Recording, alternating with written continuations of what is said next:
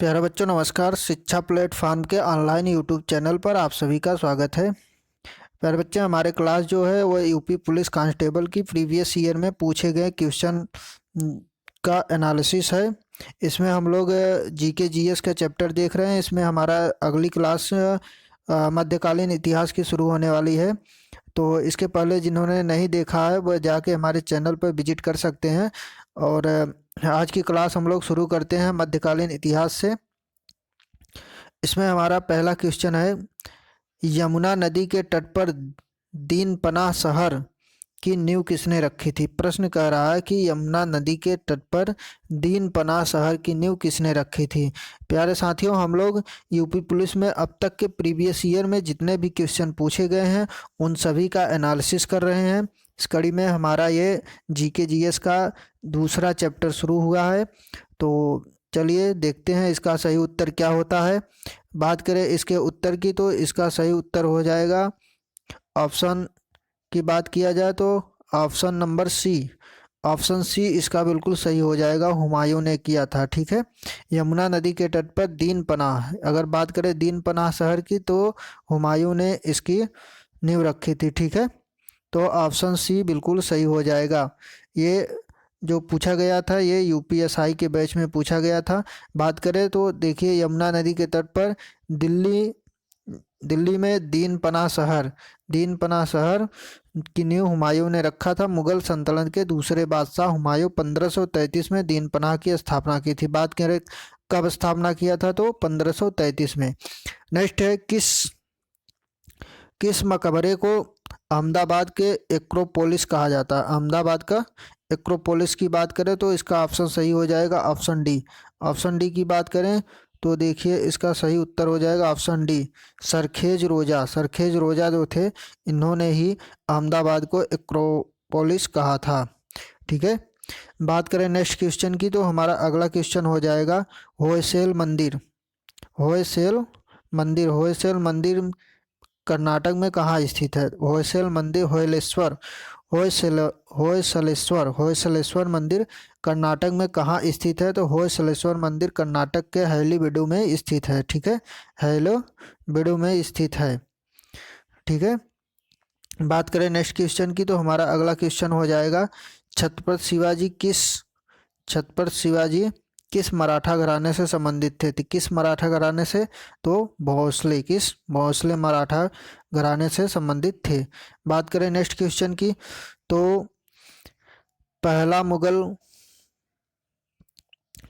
मुगल शासक कौन था जिसने अपने सैन्य विजय अभियान में तुलगमा रणनीति का प्रयोग किया था। तो तुलगमा रणनीति की बात की जाए तो ऑप्शन डी, बाबर ने किया था। बाबर ने तुलगमा रणनीति का प्रयोग किया था। नेक्स्ट क्वेश्चन है, निम्नलिखित में से किस प्रसिद्ध ऐतिहासिक स्मारक का निर्माण कुतुबुद्दीन ऐबक द्वारा किया गया था लेकिन इल्तुतमिश द्वारा इसको समाप्त किया, पूरा किया गया था। तो इसका ऑप्शन हो जाएगा कुतुब मीनार, ऑप्शन डी। ठीक है, बात करें नेक्स्ट की तो अकबर के दरबार के मुख्य चित्रकार कौन थे। तो मुख्य चित्रकार की बात करें तो ऑप्शन सी सही हो जाएगा, दशवंत। नेक्स्ट की बात की जाए तो जौनपुर के सरकी शासक सुल्तान हुसैन सरकी एक महान संगीतकार थे और उन्होंने किसके तर्ज पर बड़ा ख्याल विकसित किया था। तो ये इसका ऑप्शन सही हो जाएगा, ऑप्शन ए, ठुमरी। ठीक है, ऑप्शन ए की बात करें तो ठुमरी में इसका सही उत्तर हो जाएगा। बात करें नेक्स्ट क्वेश्चन, 17वीं सदी के दौरान इब्राहिम आदिल शाह सेकंड द्वारा लिखी गई कौन सी पुस्तक हिंदू देवताओं मुस्लिम सूफियों के गुणगान से संबंधित। तो इसका सही उत्तर क्या हो जाएगा। इसके बात करें सही उत्तर की तो इसका सही उत्तर हो जाएगा ऑप्शन बी। ऑप्शन बी हमारा बिल्कुल सही उत्तर हो जाएगा। चलिए बात करते हैं नेक्स्ट क्वेश्चन की। तो नेक्स्ट क्वेश्चन हमारा होगा, मुगलों में से उनके साम्राज्य का संस्थापक कौन था। निम्नलिखित मुगलों में से उनके साम्राज्य का संस्थापक कौन था। तो इसका ऑप्शन ए सही हो जाएगा, बाबर। बाबर का जन्म 14 फरवरी 1483 को हुआ था। 1483 को मध्य एशिया में हुआ था। कहाँ हुआ था इसका निवास, मध्य एशिया में था। ठीक है, बात करें नेक्स्ट क्वेश्चन की तो मुगल काल में भूमि की माप की प्रथा निम्न में से किस शासक ने शुरू की थी। मुगल काल में भूमि की माप की प्रथा निम्नलिखित में से किस शासक ने शुरू की थी? जिसका ऑप्शन सही हो जाएगा ऑप्शन बी, शेरशाह ने। शेरशाह सूरी ने भूमि की माप की प्रथा शुरू की थी। बात करें नेक्स्ट की, तो नेक्स्ट का क्वेश्चन हो जाएगा, शेरशाह ने ग्रैंड ट्रंक रोड इनको जोड़ने के लिए बनाई थी? किसको जोड़ने के लिए बनाई थी ग्रैंड ट्रंक रोड? तो इसका ऑप्शन सही हो जाएगा ऑप्शन सी, गया, आगरा और सासाराम। आगरा और सासाराम को जोड़ने के लिए 16वीं शताब्दी में बनवाया था। ठीक है, बात करें नेक्स्ट क्वेश्चन की, तो हल्दी घाटी का युद्ध किस वर्ष लड़ा गया था? हल्दी घाटी का युद्ध किस वर्ष लड़ा गया था? तो इसका सही उत्तर हो जाएगा ऑप्शन बी, 1576 में। 1576 में हल्दी घाटी का युद्ध लड़ा गया था। ठीक है, बात करें नेक्स्ट क्वेश्चन की, तो देखिए हमारा अगला क्वेश्चन हो जाएगा, भारत में रुपए का सिक्का सर्वप्रथम किसके शासनकाल में शुरू हुआ था? तो रुपए का सिक्का की अगर बात किया जाए तो सर्वप्रथम शुरू हुआ था शेरशाह सूरी के शासनकाल में। ऑप्शन सी हमारा बिल्कुल सही हो जाएगा। शेरशाह सूरी के शासनकाल में सर्वप्रथम रुपए के सिक्के का चलन शुरू हुआ था। बात करें नेक्स्ट क्वेश्चन को, तो इन गुरु ने सिख समुदाय को एक अभिन्न अंग लंगर लंगर बनाया। लंगर किसको बनाया? तो किसने बनाया था? तो ऑप्शन बी सही हो जाएगा, गुरु अमरदास ने। गुरु अमरदास ने लंगर बनाया था। ठीक है, किस लिए चलाया था? तो छुआछूत जैसी बुराइयों को दूर करने के लिए। ठीक है, बात करें नेक्स्ट क्वेश्चन की, तो विश्व प्रसिद्ध कोहिनूर हीरा किस खदान से प्राप्त हुआ था? कोहिनूर हीरा की बात करें तो गोलकुंडा के खदान से प्राप्त हुआ था। किस खदान से? गोलकुंडा, जो कि आंध्र प्रदेश में स्थित है। ठीक है, बात करें नेक्स्ट क्वेश्चन की, तो भारतीय इतिहास में कौन सी घटना 1526 में घटित हुई थी? 1526 में पानीपत का युद्ध हुआ था। तो ऑप्शन बी बिल्कुल सही हो जाएगा, पानीपत का प्रथम युद्ध 1526 में हुआ था। पानीपत का प्रथम युद्ध 1526 में बाबर और अफगानी शासक बाबर और इब्राहिम लोदी के मध्य लड़ा गया था, जिसमें इब्राहिम लोदी बुरी तरह पराजित हुआ था।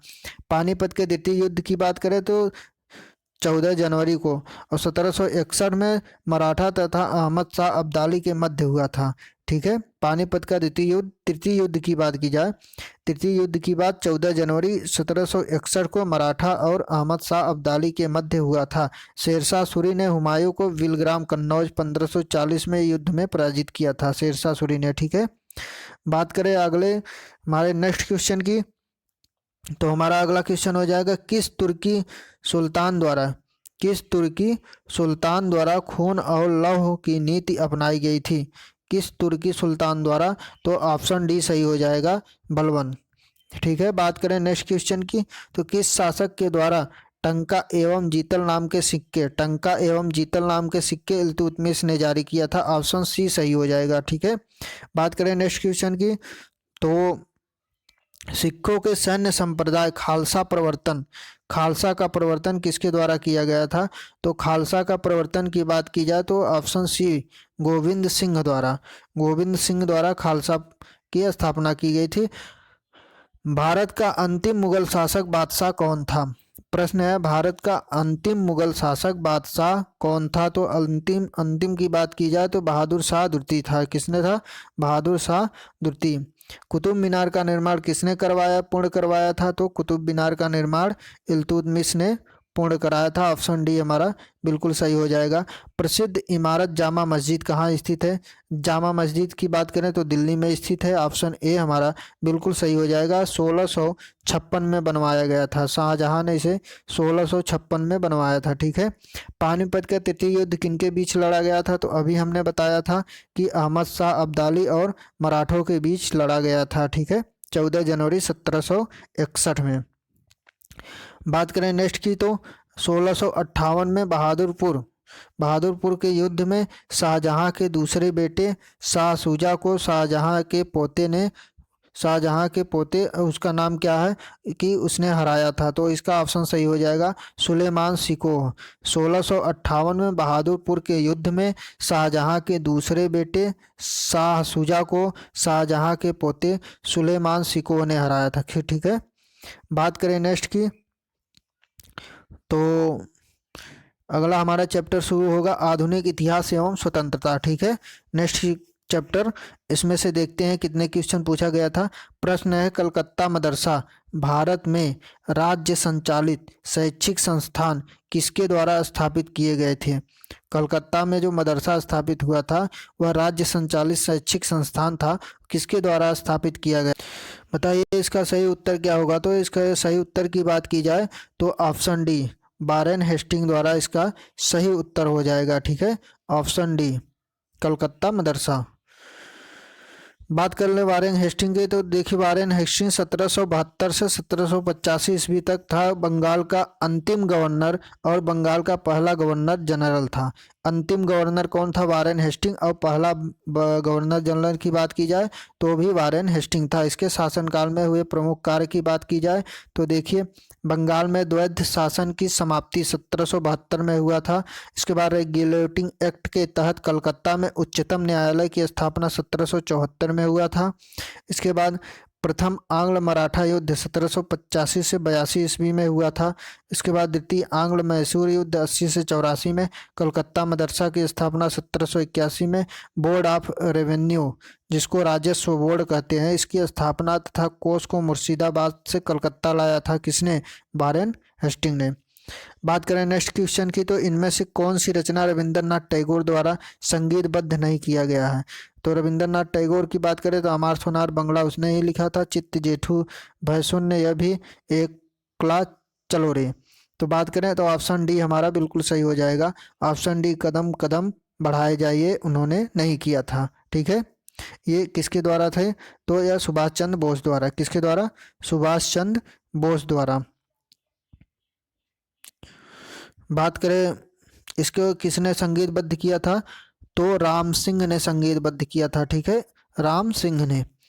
बात करें नेक्स्ट क्वेश्चन, एक अखिल इस्लामी आंदोलन तहरीक ए रेशमी रुमाल किस आंदोलन से शुरू हुआ था। तो इसका ऑप्शन सही हो जाएगा, ऑप्शन बी, देवबंद आंदोलन। ठीक है, बात करें नेक्स्ट क्वेश्चन की, तो महाभारत का अंग्रेजी भाषा में अनुवाद करने वाले पहले भारतीय कौन थे।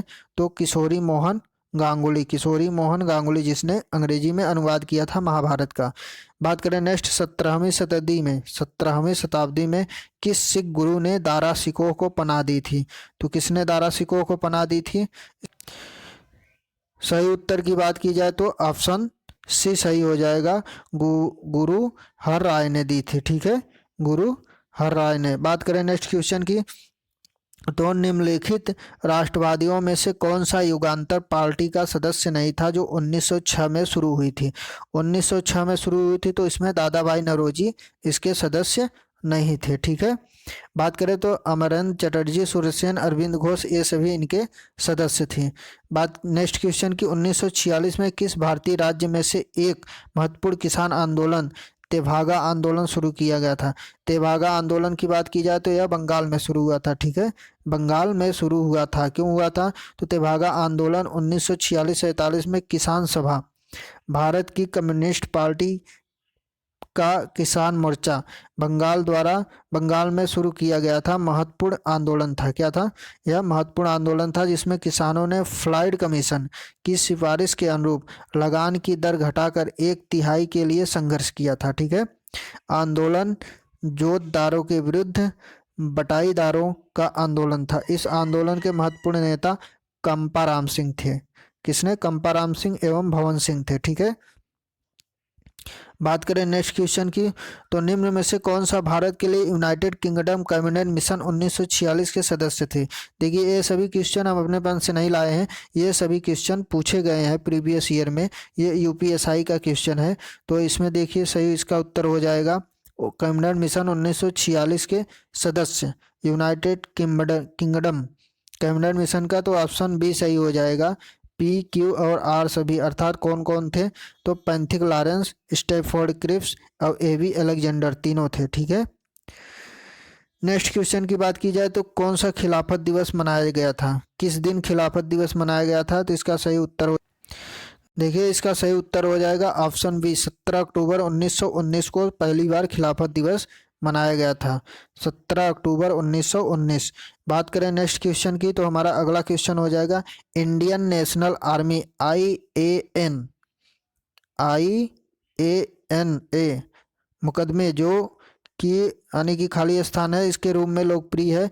नवंबर 1945 और मई 1946 के बीच आईएनए अधिकारियों के कोर्ट मार्शल द्वारा ब्रिटिश भारतीय मुकदमे से थे। इसका सही उत्तर हो जाएगा लाल किला मुकदमा। लाल किला मुकदमा इंडियन नेशनल आर्मी के मुकदमे जो थे वह लाल किला मुकदमा के नाम से प्रसिद्ध है। बात करें नेक्स्ट की, तो अधिकृत रूप से स्वतंत्रता की घोषणा करते हुए भारतीय राष्ट्रीय कांग्रेस ने कौन सी तारीख स्वतंत्रता दिवस घोषित की थी? तो 26 जनवरी 1930। 26 जनवरी 1930 को घोषित किया था। बात करें नेक्स्ट की, किस देश से सुभाष चंद्र बोस अंग्रेजों के खिलाफ मदद लेने गए थे? किस देश से? तो जर्मनी से। ऑप्शन सी सही हो जाएगा, जर्मनी से। बात करें नेक्स्ट क्वेश्चन की, तो रैयतवाड़ी भूमि राजस्व के संस्थापक का श्रेय किसे जाता है? किसे जाता है? तो इसका सही उत्तर हो जाएगा ऑप्शन डी, टोडरमल को। रैयतवाड़ी टोडरमल को। ठीक है। बात करें नेक्स्ट क्वेश्चन की, भगत सिंह और उनके मित्रों को किस मामले में गिरफ्तार किया गया था? तो सेंट्रल असेंबली में बम फोड़ा था इसलिए। ठीक है। बात करें नेक्स्ट क्वेश्चन की, तो भारतीय स्वतंत्रता के लिए बर्लिन समिति योजना किसके तहत स्थापित की गई थी? तो जिसमें जिम्मरमैन योजना के द्वारा। ठीक है। बात करें नेक्स्ट क्वेश्चन की, तो भारतीय स्वतंत्रता संग्राम के निम्नलिखित क्रांतिकारियों में से किसे मास्टर दा कहा जाता है? मास्टर दा सोरेसेन को कहा जाता है। ठीक है। मास्टर दा की बात करें तो सोरेसेन। बात करें नेक्स्ट क्वेश्चन की, तो हमारा अगला क्वेश्चन हो जाएगा, खाली स्थान है सत्याग्रही के रूप में चुने जाने वाले पहले व्यक्ति थे जो उन्होंने भूदान आंदोलन की नींव रखी थी। तो किसने रखी थी? तो ऑप्शन डी, विनोबा भावे। भूदान आंदोलन सभी जानते हैं विनोबा भावे से संबंधित है। दिए गए विकल्पों में से कौन सा भारत के लिए 1946 यूके कैबिनेट मिशन का सदस्य नहीं था? तो इसका ऑप्शन सही हो जाएगा ऑप्शन सी, जॉन बैप्टिस्टा। ठीक है। बात करें नेक्स्ट क्वेश्चन की, तो निम्नलिखित व्यक्तियों में से किसने 17 नवंबर 1932 को लंदन में आयोजित तीसरे गोलमेज सम्मेलन मुस्लिमों के लिए भारत भूमि के विशेष रूप से अलग किए गए नए भूमि के हिस्से का नाम पाकिस्तान का नाम किसने रखा था? सीधी सी बात है। तो इसका ऑप्शन सही हो जाएगा, चौधरी रहमत अली ने पाकिस्तान नाम दिया था। ठीक है। बात करें नेक्स्ट क्वेश्चन की, तो दक्षिण भारत के मालाबार क्षेत्र में किस वर्ष में मोपला विद्रोह? देखिए मोपला विद्रोह बहुत तेज पूछता है, अभी यूपीएसआई में 2017 में पूछा गया है। तो इसका सही उत्तर, मोपला विद्रोह की बात करें तो ऑप्शन सी इसका बिल्कुल सही उत्तर हो जाएगा, मोपला विद्रोह। देखिए मोपला विद्रोह में होता क्या है, तो देखिए दक्षिण भारत के मालाबार क्षेत्र में 1921 में मोपला विद्रोह हुआ था। इसके नेतृत्वकर्ता अली मुसलियार खां थे। किसने थे? अली मुसलियार खां। भारत के केरल राज्य में मोपला मुसलमानों द्वारा 1921 में अस्थायी जमींदारों एवं ब्रितानियों के विरुद्ध में किया गया विद्रोह मोपला विद्रोह कहलाता है। ठीक है। मुस्लिमों से संबंधित मोपला विद्रोह इसलिए सांप्रदायिक हो गया क्योंकि केरल के मालाबार तट पर 1836 से 1922 तक सभी जगीदार या भूस्वामी हिंदू थे। अधिकांश काश्तकार मुस्लिम थे जिन्हें मोपला कहा जाता था। मोपला लोग केरल मालाबार के क्षेत्र में रहने वाले इस्लाम धर्म के धर्मांतरण अरबी और मलयाली मुसलमान थे। ठीक है। तो मोपला विद्रोह केरल में। बात करें नेक्स्ट क्वेश्चन की, तो हमारा अगला क्वेश्चन हो जाएगा, 1961 में गोवा, दमन और दीव के पुर्तगाली उपनिवेशों को मुक्त कराने के लिए भारत सरकार ने किस योजना को अपनाया और नगरों को भारत में शामिल कर लिया? तो देखिए जो पुर्तगालियों द्वारा गोवा पर अधिकार था उसको किस ऑपरेशन द्वारा हटाया गया था? तो इसका सही उत्तर हो जाएगा, इसके सही उत्तर की बात की जाए तो ऑप्शन सी बिल्कुल सही हो जाएगा, ऑपरेशन विजय। ऑपरेशन विजय। देखिए 1661 में गोवा में दमन एवं दीव पुर्तगाली उपनिवेशों को मुक्त कराने के लिए भारत सरकार ने ऑपरेशन विजय नामक योजना अपनाया था। और 19 दिसंबर देश के इतिहास की वह तारीख है जिस दिन भारतीय सेना ने गोवा, दमन, दीव को 450 साल पुर्तगाली से आज़ाद कराया था। ठीक है। 18 दिसंबर 1961 को भारतीय सेना ने ऑपरेशन विजय की शुरुआत की और 19 दिसंबर पुर्तगाली सेना ने आत्मसमर्पण कर दिया। ठीक है। बात करें नेक्स्ट क्वेश्चन की, तो हमारा अगला क्वेश्चन हो जाएगा, फिर खाली स्थान दिया है कि 1940 में ब्रिटिश सरकार द्वारा बनाया गया एक प्रस्ताव था जिसमें अधिक भारतीयों को शामिल करने के लिए भारत के वायसराय की कार्यकारी परिषद के विस्तार का और अपने स्वयं के संविधान को तैयार करने के लिए भारतीयों के अधिकार की मान्यता का वादा किया था। तो किसने किया था? तो इसका ऑप्शन सही हो जाएगा, ऑप्शन ए, अगस्त ऑफर। किसने किया था? अगस्त ऑफर ने किया था। ठीक है। यहाँ पे बात किया जाए अगर नेक्स्ट क्वेश्चन की, तो हमारा अगला क्वेश्चन हो जाएगा, जब भारत सरकार अधिनियम 1935 अधिनियमित किया गया था तब भारत का गवर्नर जनरल कौन था। अर्थात 1935 में जब भारत का 1935 शासन अधिनियम लागू हुआ था उस समय गवर्नर जनरल कौन था, तो उस समय वेलिंगटन थे। कौन थे 1935 में? वेलिंगटन थे। बात की जाए नेक्स्ट क्वेश्चन की, तो कौन से दो व्यक्तियों ने 1947 से 1950 तक किंग जॉर्ज सिक्स के प्रतिनिधि के रूप में भारत के गवर्नर जनरल की भूमिका निभाई थी। 1947 से 1950 तक कौन गवर्नर जनरल था? तो माउंटबेटन और सी राजगोपालाचारी। ऑप्शन डी हमारा बिल्कुल सही हो जाएगा। बात करें नेक्स्ट की, तो किस स्वतंत्रता सेनानी के खिलाफ केंद्रीय विधानसभा बम मामला 1929 दायर किया गया था? तो किसके खिलाफ था? तो बटुकेश्वर दत्त। ऑप्शन बी सही हो जाएगा, बटुकेश्वर दत्त। ठीक है। बात करें नेक्स्ट क्वेश्चन को, तो ब्रिटिश ईस्ट इंडिया कंपनी के परिसमापन और ब्रिटिश क्राउन को उनके कार्यों के हस्तांतरण के लिए कौन सा अधिनियम लाया गया था? तो कौन सा अधिनियम लाया गया था इसकी बात देखिए। इसका सही उत्तर की बात की जाए तो ऑप्शन बी, भारत शासन अधिनियम 1858। भारत शासन अधिनियम 1800। नेक्स्ट क्वेश्चन की बात की जाए तो किस वायसराय के दौर में, प्रश्न कर रहा है किस वायसराय के दौर में उच्चतम न्यायालय और सदन न्यायालय उच्च न्यायालय में विलय कर दिया गया था? तो इसका ऑप्शन सही हो जाएगा, ऑप्शन ए, लॉर्ड कैनिंग के शासनकाल में। ठीक है, लॉर्ड कैनिंग के शासनकाल में किस वायसराय के शासनकाल में हुआ था? तो उच्च न्यायालय में विलय किया गया था सदन न्यायालय को। तो ऑप्शन सही हो जाएगा, लॉर्ड कैनिंग। बात करें नेक्स्ट क्वेश्चन की, तो देखिए हमारा अगला क्वेश्चन है 1953 से 1967 के मध्य जब सत्याग्रह आंदोलन ने छोटे किसानों को जोखिम उठाने के लिए प्रोत्साहित किया और निजी भूमि में किसानों ने प्रवेश करने के लिए जिन पर भूमि के मालिकों का अधिकार था, जो स्वयं कृषि के लिए रुचि नहीं रखते थे और जो भोजन के लिए फसलों को उगाते थे, वह आंदोलन कौन सा था? देखिए इतना बड़ा क्वेश्चन यूपी में ही पूछ सकता है, यूपी एसआई में बहुत ज़्यादा नहीं है, इसलिए इसका सही उत्तर हो जाएगा तो भूदान आंदोलन। कौन सा आंदोलन था? भूदान आंदोलन। ठीक है। बात करें नेक्स्ट क्वेश्चन की, तो भारतीय स्वतंत्रता अधिनियम 1947 के संदर्भ में निम्नलिखित में से कौन सा वक्तव्य सही है? तो कौन सा है? यह कह रहा है कि यह यूनाइटेड किंगडम के संसद का एक अधिनियम है।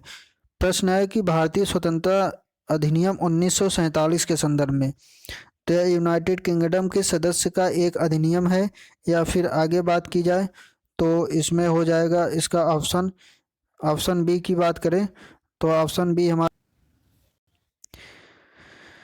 इस अधिनियम का एक प्रमुख प्रावधान था ब्रिटिश भारत को 15 अगस्त 1947 के दो नए एवं पूर्ण संप्रभुता संपन्न अधिकार एवं भारत एवं पाकिस्तान में विभाजित करना।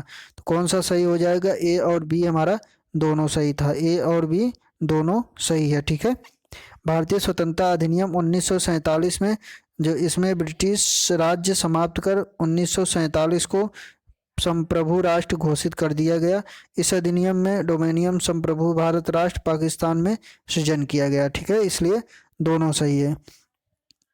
नेक्स्ट क्वेश्चन की बात की जाए, भारत छोड़ो आंदोलन की रानी किसे कहा जाता है? भारत छोड़ो आंदोलन की रानी किसे कहा जाता है? तो वरुणा आसफ अली, वरुणा आसफ अली को कहा जाता है, याद रखिएगा।